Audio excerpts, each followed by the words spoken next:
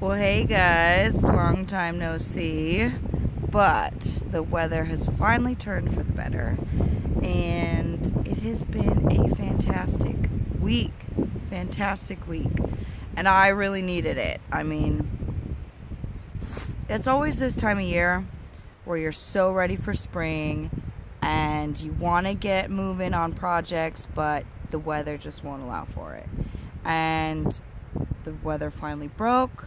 We got out and started prepping some grow spaces and started doing fencing for the next section of the paddock, cleaned the barn. I mean, I got back into bread making, which I feel like I haven't done in so long. So it's just really nice. It was one of those weeks that really reinforced that I belong here at home and on this homestead, and this is where my heart truly is. This is what makes me happy. This is what makes my soul happy, and I cannot wait till I can be here full time, right?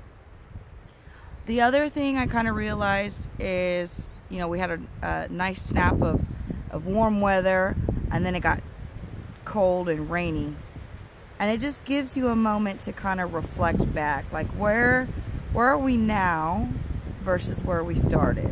Forgive the wind, it's super windy. I thought maybe if I sat down,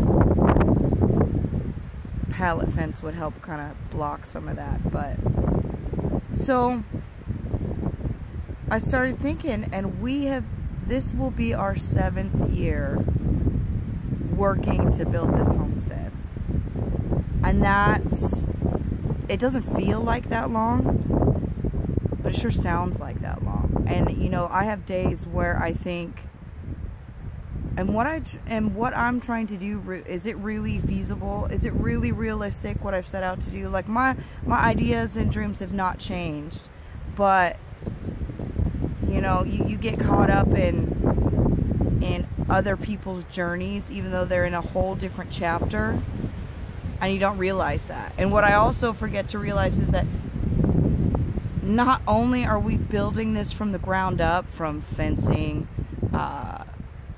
buildings, barns, storage sheds, you name it, and trying to do it on a budget. Everything about this lifestyle was foreign and new to us when we got started. So we have a huge learning curve, and no matter how much research we do, there's always more stuff to learn. And this last week was the first time since starting this that I feel like those dreams and goals and how I pictured this place looking when we're in full kind of production and maintenance mode versus expanding and building, that feels within reach. Like I could just touch it, right? And it's such a good feeling. It's such a good feeling. The progress has been very slow and steady, but there's always been progress, and that's the key.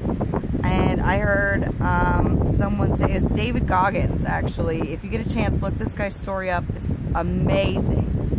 He said something about motivation versus driven, and it's not about motivation. Motivated people will get up to work out and see it's cold outside and sit back on the couch.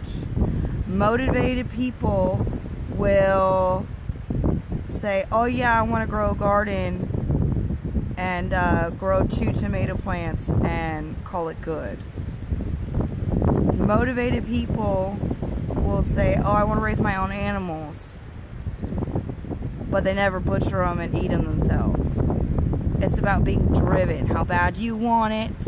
Are you going to get up every day and keep going, even if there ends up being some suffering you got to go through, right? And that really, really stuck out to me, because I do have days where I'm like, I'm just not motivated to do anything. I'm not motivated, but that put it in a bit of a new perspective for me, and so that was kind of a nice little tidbit. But so now that I'm done rambling, why don't I show you what we've been doing?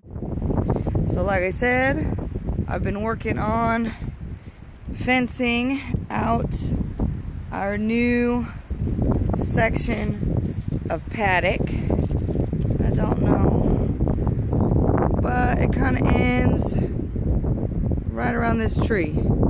I've got to get a chainsaw down there. There's a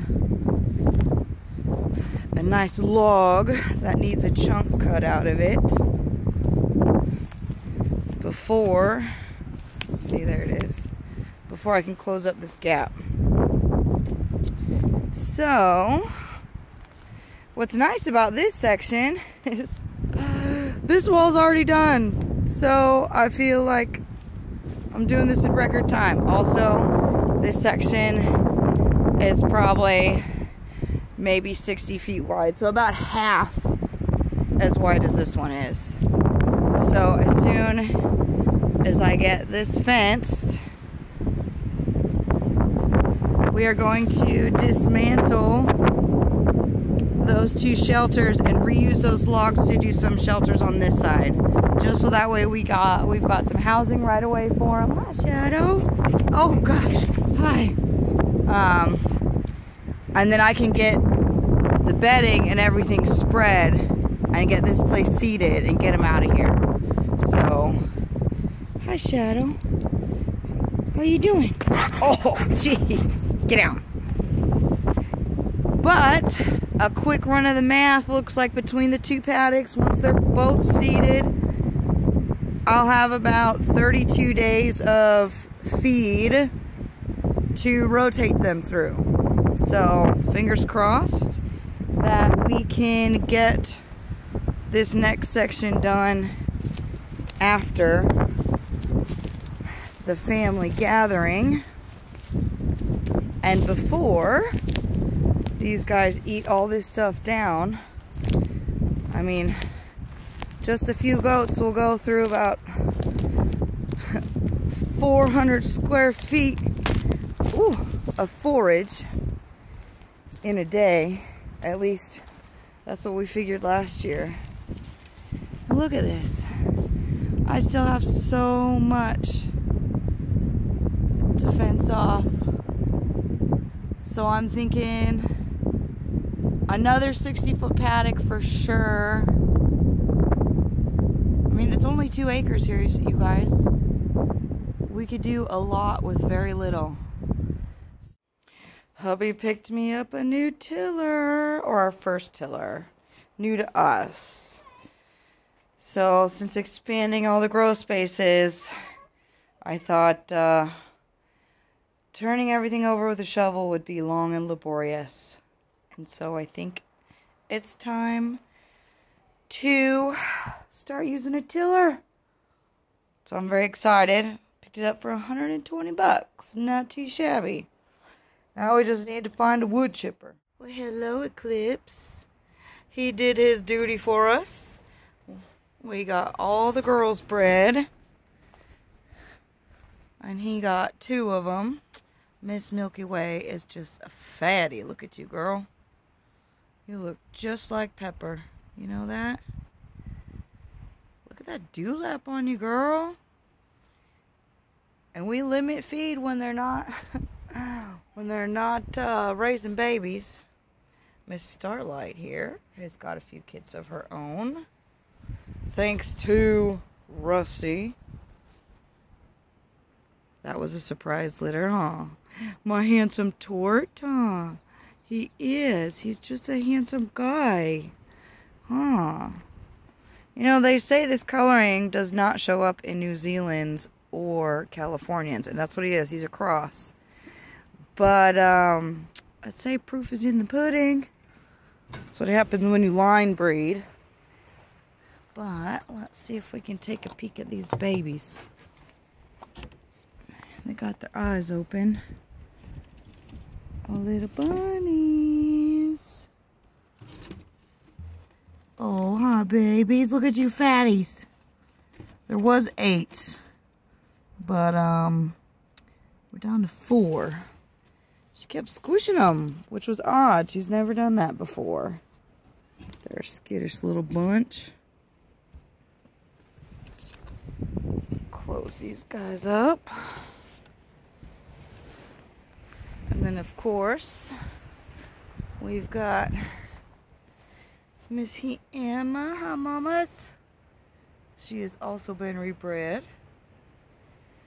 Who did we give her to? I think we gave her to Eclipse. And Mr. Opie. Hi, handsome. Hi, handsome Opie. Huh. He took care of Miss Blue and Milky Way. Yes, he did. Huh. He is a handsome fella. Yeah. Here is Miss Blue. Hello, pretty. Oh, you guys are just gorgeous. And yes, they are as soft as they look. Hi, Miss Lynn. How's a pretty bunny, huh? Oh, she's so sleepy. Hello. So, by about mid-May, we should have some babies. Oh, yeah. So, the main garden space is going to be our three sisters this year. It doesn't look like it, but I had raked all of these giant wood pieces up into big old piles. And of course, the chickens got to it. And now I gotta do it again. I mean, I'm not super upset. Like I said, I'm gonna till all this stuff up anyway, but looks like I gotta get you in the freezer. Like I said, I hope you guys have some fantastic spring plans and everything's coming together. And until next time.